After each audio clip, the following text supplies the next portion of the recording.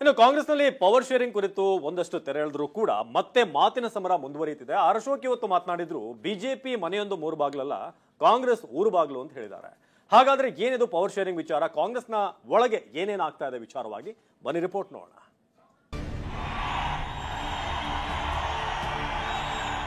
ಈ ಬಂಡೆ ಡಿ.ಕೆ. ಶಿವಕುಮಾರ್ ಸಿದ್ದರಾಮಯ್ಯ ಜೊತೆ ಇರ್ತದೆ ಅಂತ ಹೇಳಿದ್ದೇನೆ. ಈಗೂ ಇರ್ತೀನಿ, ನಾಳೆನೂ ಇರ್ತೀನಿ, ಸಾಯೋವರೆಗೂ ಇರ್ತೀನಿ. ಡಿ.ಕೆ. ಶಿವಕುಮಾರ್ ಕಮ್ಮದಲ್ಲಿ ಇಟ್ಕೊಳ್ಳಿ. ಈ ಬಂಡೆ ಸಿದ್ದರಾಮಯ್ಯನ ಜೊತೆ ಇರುತ್ತೆ. ಈಗಲೂ ಇರ್ತೀನಿ, ನಾಳೆನೂ ಇರ್ತೀನಿ, ಸಾಯೋವರೆಗೂ ಇರ್ತೀನಿ, ಜೊತೆಗೂಡಿಯೇ ಮುಂದುವರಿತೀನಿ. ನಾನು ಎಲ್ಲಿ ಕೆಲಸ ಮಾಡ್ತೀನೋ ಅಲ್ಲಿ ಪ್ರಾಮಾಣಿಕವಾಗಿ ಕೆಲಸ ಮಾಡ್ತೀನಿ. ಇದು ಹಾಸನ ಸಮಾವೇಶದಲ್ಲಿ ಡಿಕೆ ಆಡಿದ ಮಾತು. ಈ ಮಾತು ಕಾಂಗ್ರೆಸ್ ಪಾಳೆಯದಲ್ಲಿ ಎದ್ದಿರೋ ಅಧಿಕಾರ ಹಂಚಿಕೆ ಚರ್ಚೆಗೆ ತೆರೆ ಎಳೆದಿತ್ತು.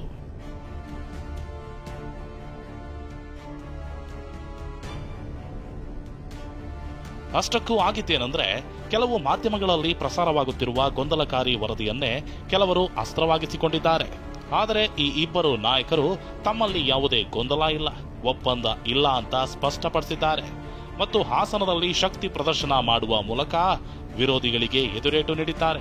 ಸಿದ್ದರಾಮಯ್ಯ ಕಿ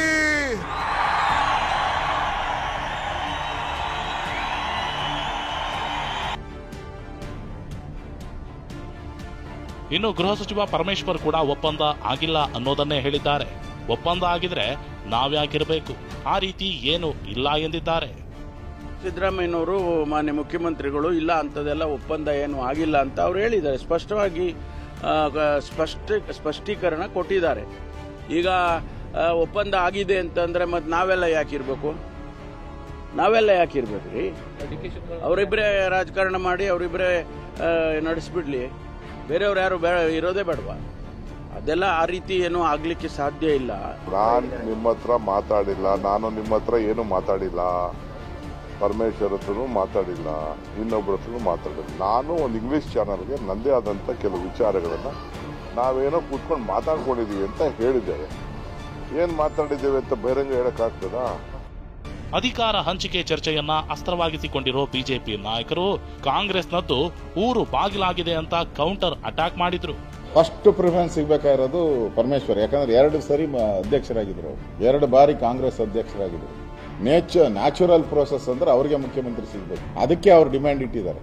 ಇವರೇ ಹಂಚ್ಕೊಂಬಿಟ್ರೆ ನಮ್ದೇನ್ ಕತೆ ಅಂತ ಹೇಳಿದ್ದಾರೆ ಅವರು. ಅರ್ಥ ಆಯ್ತಲ್ಲ, ಕಾಂಗ್ರೆಸ್ ಅಲ್ಲಿ ನಮ್ಗೆ ಹೇಳ್ತಾ ಇದ್ರು ಮನೆಯೊಂದು 3 ಬಾಗಿಲು ಅಂತ. ಇದೆಷ್ಟು ಬಾಗಿಲಿದು? ಊರ್ ಬಾಗಿಲಿದು. ಆಡಳಿತದ ಕಾಂಗ್ರೆಸ್ ಪಕ್ಷದಲ್ಲಿ ಒಳಗಡೆ ಬೇಗುದಿ ಇರೋದು ಬಹಳ ಸ್ಪಷ್ಟ ಆಗಿದೆ. ಉಪಮುಖ್ಯಮಂತ್ರಿಗಳು ತುದಿಗಾಲ ಮೇಲೆ ನಿಂತಿದ್ದಾರೆ ಮುಖ್ಯಮಂತ್ರಿ ಆಗೋದಕ್ಕೆ. ಮುಖ್ಯಮಂತ್ರಿಗಳು ಫೆವಿಕೋಲ್ ಹಚ್ಕೊಂಡು ತಮ್ಮ ಕುರ್ಚಿ ಮೇಲೆ ಕೂತಿದ್ದಾರೆ. ಆ ಫೆವಿಕೋಲ್ ಕಿತ್ಕೋಬೇಕು ಅಂತಂದು ಉಪಮುಖ್ಯಮಂತ್ರಿಗಳು ಪ್ರಯತ್ನ ಮಾಡ್ತಾ ಇದ್ದಾರೆ. ಈ ನಡುವೆ ಇವರು ಇಬ್ಬರೇ ಮಾಡಿದ್ರೆ ನಮ್ದೇನ್ ಪಾತ್ರ, ನಾವು ಪ್ರೇಕ್ಷಕರ ಅನ್ನುವಂತ ಒಂದು ಅಸಹಕತೆ ಇವತ್ತು ಗೃಹ ಸಚಿವರಿಗೆ ಬಂದಿದೆ.